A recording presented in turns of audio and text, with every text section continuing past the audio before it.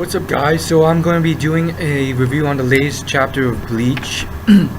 This chapter was fairly simple, and there are chapters like this that nonetheless have to happen.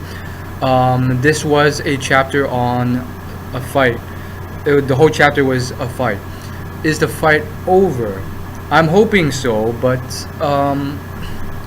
it could continue on. It looks like Rukia has finally killed this guy. And why am I impatient for these sort of fights nowadays? Well, I want to see bigger fights. These are obviously just sort of cleanup fights from as far as I can see. Right now, I either want to see something from Ichigo, something from Zaraki Kenpachi, or I don't know, something better than this. Right now it's just like these guys are cleaning up some of the Stern Ridders. I want the plot to progress. Right now it's too little plot, too little story, too much just blind fighting. However, let's get into this sort of fight. I thought it was a pretty decent fight. The whole thing with Rukia being unable to feel fear anymore because she, like that other member of the Soul Society, the guy who was a wolf and has sort of given up his life in order to return to human form, attain a great power, and in the process he loses his life. By the way, that was very sad. I mean, he only killed one Stern Ritter before collapsing in death, which was kind of disappointing. But then we got Rukia here, who for some reason is able to hit absolute zero, which is scientifically impossible in real life. And apparently she's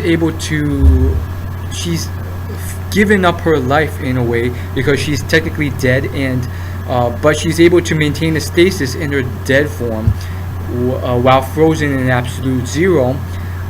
So she's pretty much using her body as a medium to fight by spreading this sort of ice coldness along to her enemies. And she pretty much freezes this guy and sort of defeats her. We'll see next chapter if he's actually defeated. I feel like this... I didn't like Rukia developing these ice/cold techniques. I mean, we already have someone, a captain in Soul Society, who has ice techniques. We did not need another one.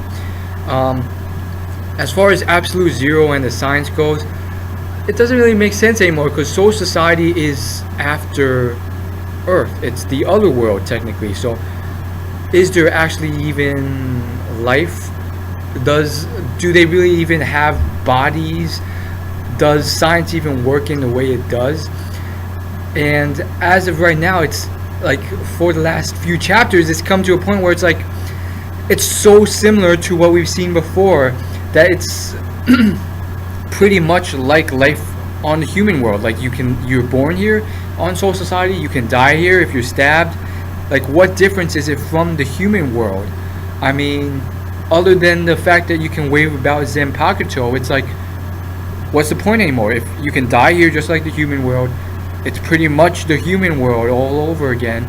You can age in Soul Society, so it's like, what actually is the other world? Like, which sort of defeats the whole purpose of this whole thing. However, let me know your thoughts about this whole Absolute Zero thing. Do you think it's overdone? Do you think we really needed another ice wielder? Yeah, that's pretty much the whole chapter. So as always, like, favorite, comment, and subscribe. I'll see you guys later.